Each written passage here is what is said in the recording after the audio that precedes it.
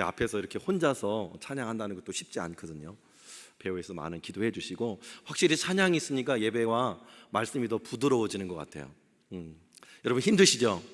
예배 때마다 이렇게 마스크 쓰고 땀 흘리고 이게 예배 드린다는 거 쉽지 않더라고요. 저도 뒤에서 마스크 쓰고 안내하고 또 예배 드릴 때면 답답해가지고, 답답한 걸 워낙 싫어하는데 너무 답답해가지고 힘들더라고요. 그래서 제가 하나님 앞에 일부 예배를 드리면서 회개를 했어요. 저렇게 답답한데 설교를 길게 하면 되겠냐, 설교를 짧게 해줘야지.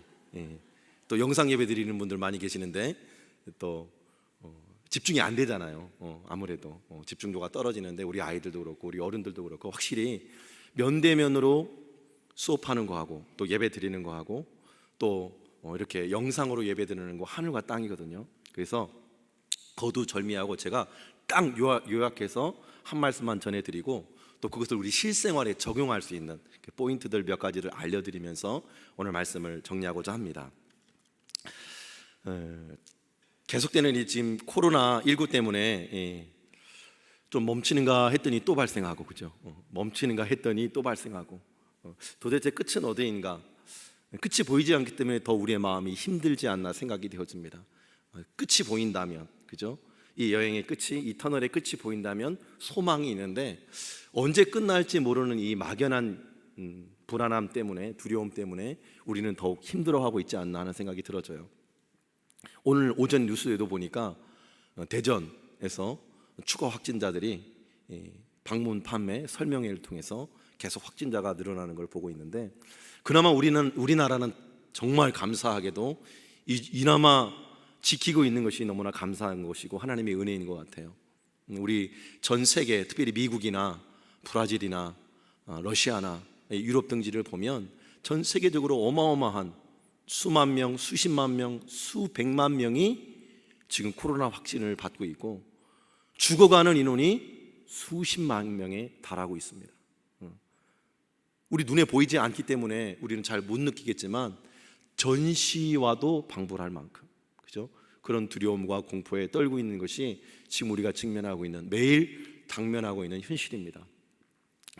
눈에 보이지 않는 이 바이러스 하나 때문에 정말로 전 세계가 두려워하고 불안해하고 내일을 예측할 수 없는, 한 치 앞도 내다볼 수 없는 그런 상황 가운데 우리가 처해져 있죠. 그러나 저는 오늘 말씀을 또 준비하면서 또 돌아오는 6월 25일이 6.25 70주년을 맞이하면서 이 위기와 이 아픔과 이 고통, 또 최근 이 김여정, 나이가 몇 살인 줄 아세요? 88년생 만으로 32살이더라고요. 그 젊은 여인의 막말과 또 도발을 통해서 우리 나라와 또 미국마저도 전 세계가 긴장을 하게 되는, 긴장감을 이렇게 고조시키는 상황 가운데 있는데,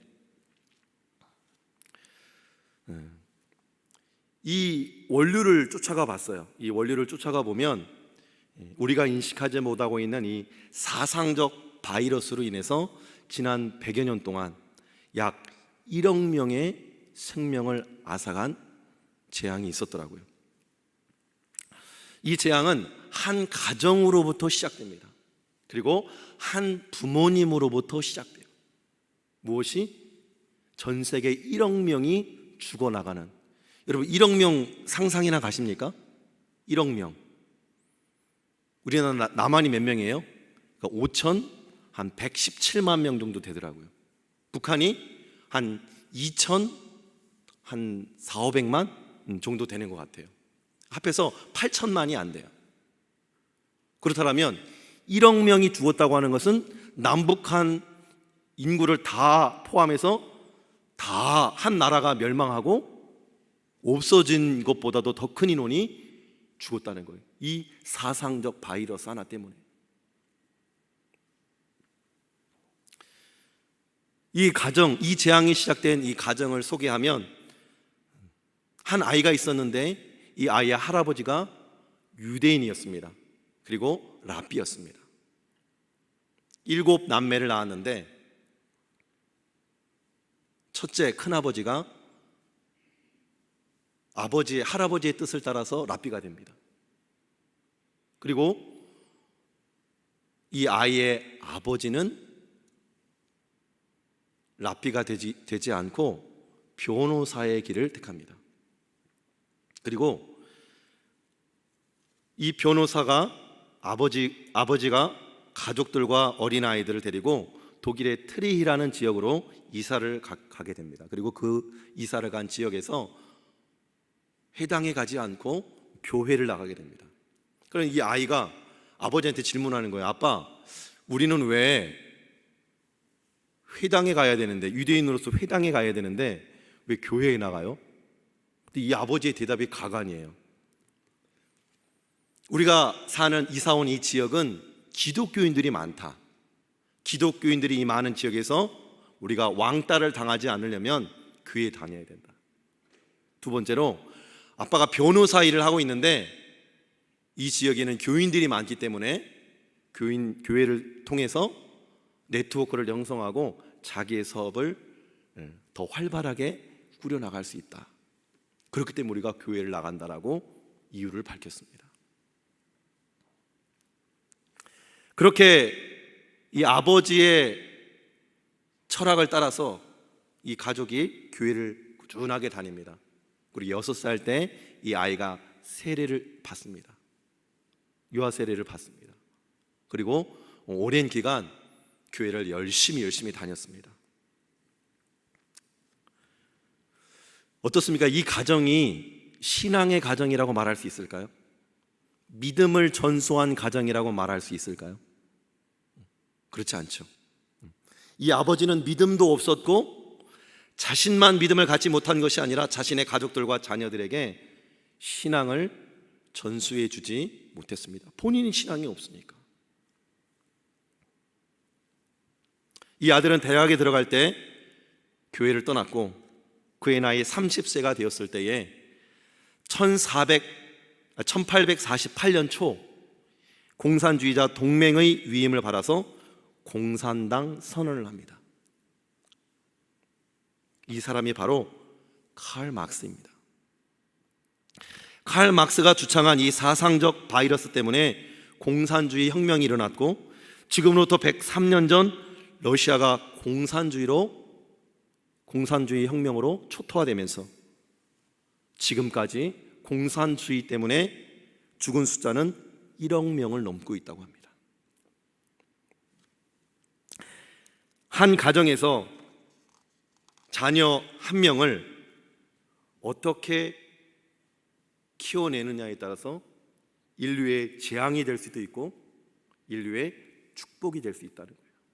오늘 우리가 읽은 요시야 왕, 이 요시야 왕은 우리가 지금 현대를 살아가고 있는 시대보다 더 악한 시대였어요. 선지자들과 제사장들을 숙청에다가 학살을 하고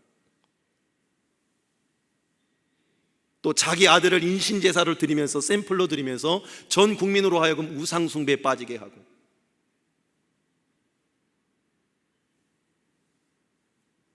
그렇게 이방 신들의 음란한 풍습과 문화를 따라서 음란하고 타락한 삶을 살았던 시대가 바로 요시야 왕이 살던 시대였습니다.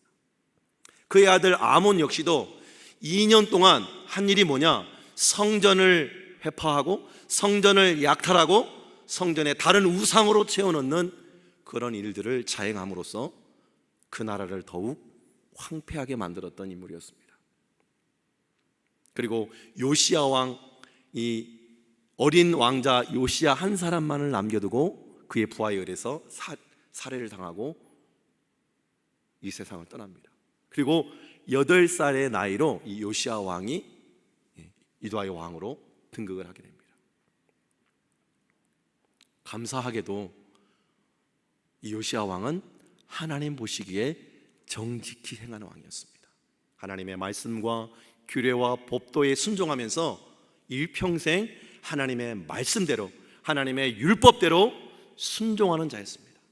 그럼 우리가 읽었던 말씀 그대로 우리 요시야 열왕기하 23장 우리 25절 말씀 다시 한번 읽어볼까요? 시작. 요시야와 같이 마음을 다하며 뜻을 다하며 힘을 다하여 모세의 모든 율법을 따라 여호와께로 돌이킨 왕은 요시야 전에도 없었고 후에도 그와 같은 자가 없었더라. 아멘. 마음을 다하며 뜻을 다하며 힘을 다하며 모세의 모든 율법을 따라 여호와께로 마음을 돌이키고 전 국민을, 전 나라를 하나님께로 이끌었던 왕으로 칭송받는데, 요시야 이전에도 없었고 이후에도 없는 전무후무한 왕으로 기록되고 있습니다. 멋지지 않습니까? 한 사람 때문에 전 인류에 재앙을 가져오는 인물이 있는가 하면 한 사람으로 인해 전 나라가 주님께로 돌아가고 회복되는 은혜를 경험하는 것을 볼 수 있습니다. 저 여러분은 어떤 삶으로 살아가기를 원하십니까? 성경 말씀의 핵심이 하나님을 사랑하고 내 이웃을 내 몸과 같이 사랑하는 이 강령입니다. 이 강령을 조금 더 풀어서 쉽게 표현하면 하나님을 영화롭게 하고 하나님을 기쁘시게 하고 하나님께 영광 돌리는 삶을 살면서 나뿐만 아니라 내 주변에 있는 가족과 이웃과 나라와 민족과 세계 열방을 축복하는 자로 살아가라는 것입니다. 그것이 성경이 우리에게 가르쳐주고 있는 교훈이죠. 먼저 우리가 그렇게 살고 우리뿐만 아니라 우리의 신앙을 우리의 다음 세대들에게 우리의 신앙을 물려주어야 할 책임과 사명이 우리에게 있다는 거예요. 만약에 이 신앙의 바통을 우리 믿음의 다음 세대에게 넘겨주지 못하고 떨어뜨려 버린다면 제2의 칼 막스요, 제가 언젠가도 한번 말씀드렸는데 우리나라에는 강도둑이라는 교육가였고 목사 가정이 또 있었습니다. 그에게는 딸이 하나 있었는데 반석 같은 믿음으로 살아라 해서 강반석이라는 이름을 지어주었어요. 그가 명신학교라고 하는 학교에서 교직 생활을 하는 김형직과 결혼을 하게 됩니다. 그리고 아들을 하나 낳았는데 아들을 잘 키웠어요. 구척장신의 아주 건장한 아들이었고 카리스마가 넘치고 리더십이 있는 탁월한 지도자로 만들었습니다. 그런데 안타깝게도 그 아이에게 믿음의 유산을 신앙으로 물려주지 못했던 것이에요. 그가 누구입니까? 본명은 김성주요, 우리가 알고 있는 김일성입니다. 그 김일성 한 사람 때문에 우리나라는 6.25 전쟁을 맞이하게 되었고 70년 동안이나 전쟁의 폐허를 복구하고 또 전쟁의 비용을 낭비하고 국방비로 또 우리 사랑하는 자녀들을 2년이나 3년씩 군대에 보내서 그 부모님 눈물을 흘려야 하는 그런 안타까운 현실을 맞이하고 있는 것입니다. 저는 삼형제이기 때문에 저희 어머니는 약 7년에서 8년을 우셨어요. 첫째 공군에 보내면서 우시고, 공군이 좀 더 길어요. 30개월이었나 34개월이었나. 둘째 형님은 의경을 갔어요. 보내면서 또 첫째가 왔더니 또 둘째를 보내면서 울어야 했고, 또 셋째인 저는 해군을 갔어요.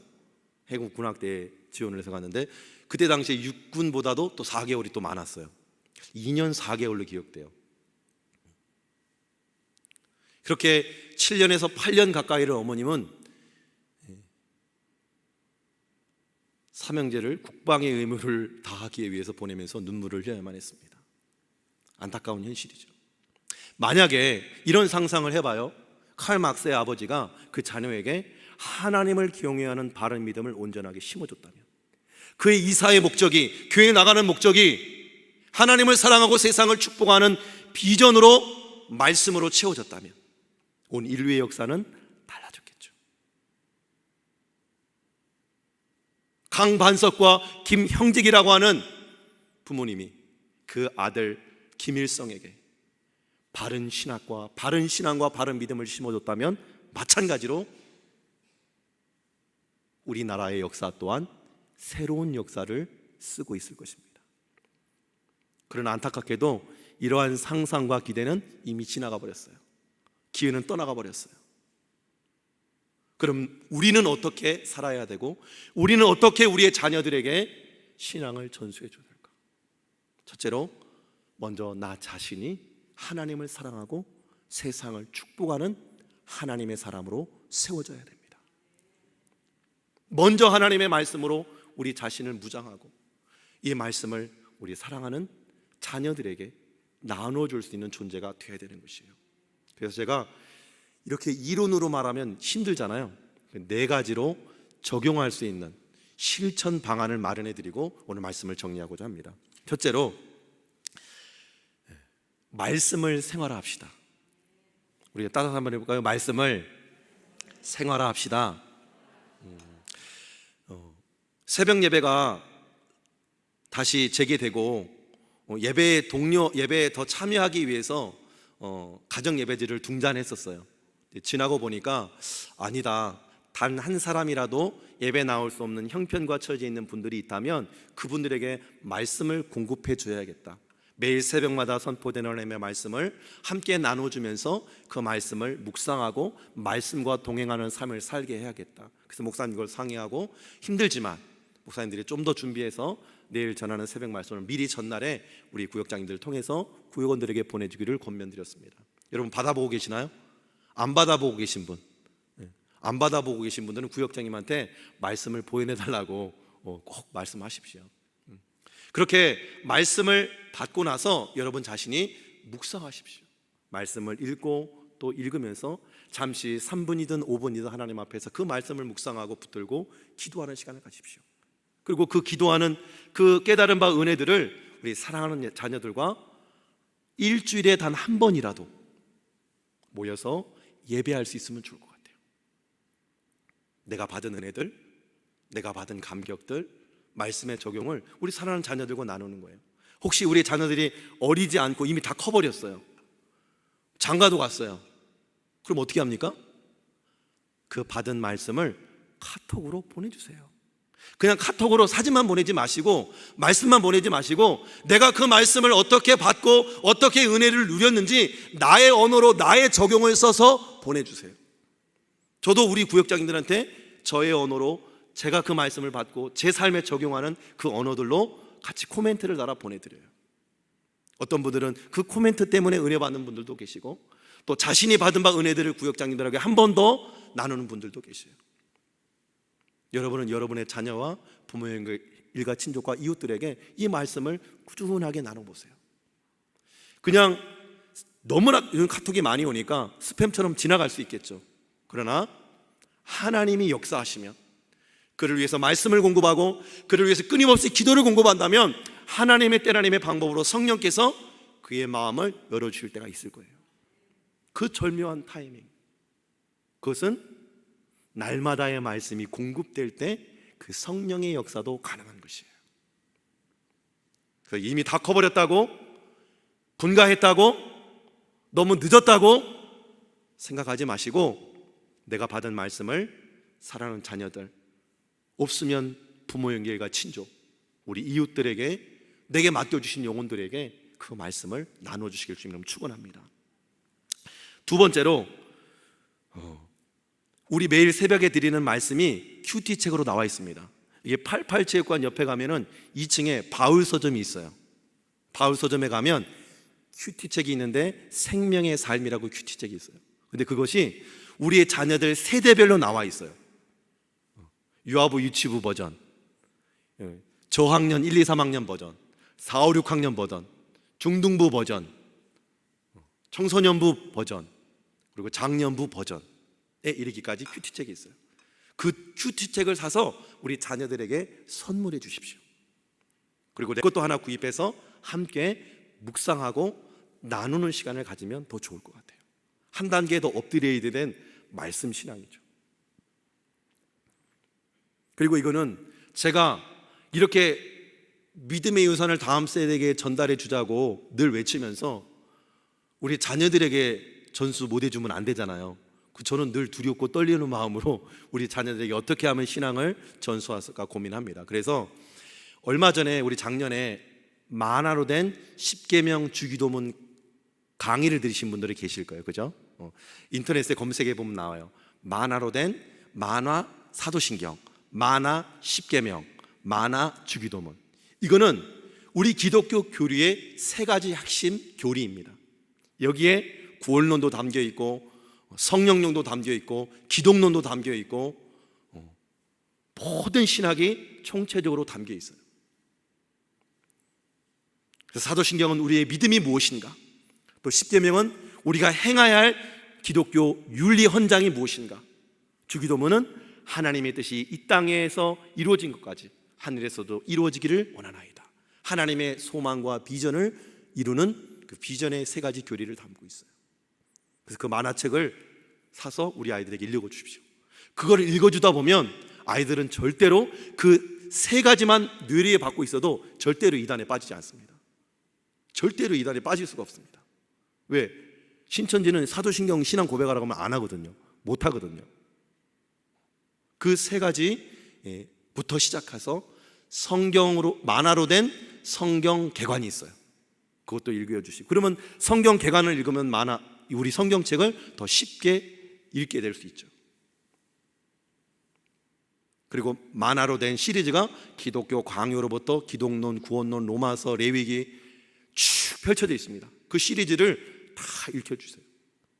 그리고 만화 2.0이라고 CM 크리에이티브라고 하는 출판사에서 영어를 2.0 버전으로 업그레이드된 버전으로 만화로 아이들이 읽기 쉽게, 성도들이 다가가기 쉽게 만들어 놓은 만화책도 있어요. 제가 그것을 어디 교육 박람회 갈 때마다 다 카드로 긁어가지고 집안에다 비치해 놨어요. 그랬더니 주은이가 그것을 하나, 둘, 세 개씩 다 탐독을 한 거예요. 저도 못 읽은 책은 우리 주은이가 읽었어요. 이제 4학년인데 4학년짜리가 구원론, 기독론, 성령론, 신구약, 개관 다 읽었어요. 그렇게 하나님의 말씀으로, 하나님의 신앙 영적인 양서로 배우고 훈련한 이 자녀가, 저는 믿음을 떠나지 아니하고 오늘 요시야와 같은 하나님을 온 마음으로 사랑하고 경외하고 좌로나 우로나 치우치지 않는 하나님의 사람으로 세워줄 줄로 믿습니다. 여러분 자녀에게 한번 도전해 보세요.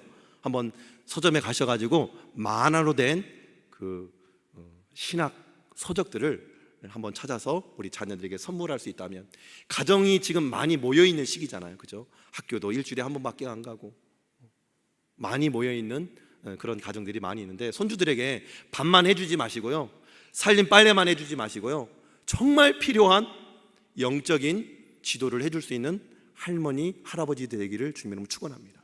그리고 엄마, 아빠들을 되기를 주님 이름으로 축원합니다. 그렇게 해서 제가 4가지 가정 예배들을 사용해서 매일 말씀, 또 큐티책을 구입해서 선물하고, 또 만화로 된 교과서들을 읽혀주고, 또 만화로 된 성경 개관이나 성경 2.0 같은 그런 양서들을 그렇게 우리 자녀들에게 선물해서 읽혀주신다면, 오늘 말씀과 같이 요시야와 같이 마음을 다하며 뜻을 다하며 힘을 다하여 모세의 모든 율법을 따라 여호와께로 돌이킨 주은이는 없었더라. 이렇게 나타나는 고백들이 여러분 가정마다 이루어지기를 주님 이름으로 축원합니다. 기도하겠습니다. 생명의 주님, 또 복의 근원 되신 하나님 아버지, 참 감사합니다. 귀한 시간 마련해 주셔서 우리가 받은 이 생명의 복음을 우리 믿음의 다음 세대들에게 잘 전수해 줄 수 있는 믿음을 확보하게 하시니 감사합니다. 여러 가지 마음의 생각에 결단이 섰다면은 순종으로 나아가게 하여 주셔서 여기 모인 우리 사랑하는 성도들 한 사람 한 사람이 요시야와 같은 하나님을 마음을 다하여 뜻을 다하여 힘을 다하여 하나님의 법을 지키며 순종하고 사랑하는 우리 모든 성도들 되기를 소망합니다. 그리고 이 신앙을 우리 자자손손에게 자자손손 믿음의 유산을 물려줄 수 있는 축복의 주인공들이, 믿음의 명문 가정들이 되게 하여 주옵소서. 그렇게 되기를 마음먹고 얻으신 주 예수 그리스도로 간절히 축복하며 기도 올리옵나이다. 아멘.